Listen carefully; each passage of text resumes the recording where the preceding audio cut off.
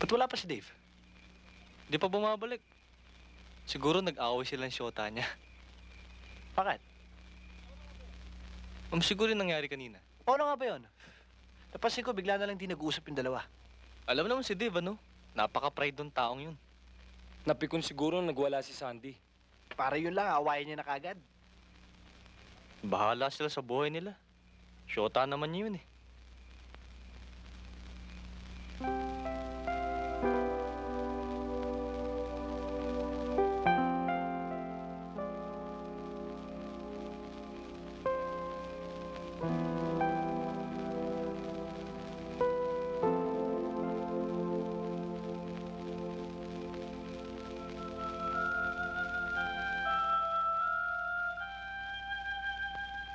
Para kaya yatang nalugi ah. Wala. Gusto ko lang mag-isa. Ano ba yun? Statement of a fact ba yun? O medyo sinasabi mong split muna ako sa vicinity mo? Hindi. Ah, Kasi medyo... Nag-iisip-isip lang ako. bakit parang ang bigat ng problema mo? Kilala mo si David, di ba? Pwede ba namang hindi maproblemahin ng taong katulad niya? Ewan ko. Ako, buong buhay ko, hindi ko ginawang problema si David. Hindi ko siya maintindihan kung minsan. Hindi mo naman obligasyon maintindihan ng iba, di ba?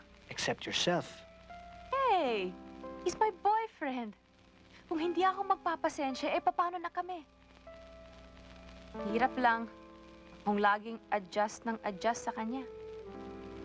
Ba't sino ba may sabi sa'yo ikaw mag-adjust sa topak niya? Kung babae, ang babae ang kailangan mag-adjust sa kanyang lalaki. O tapos, miserable ka, ganon.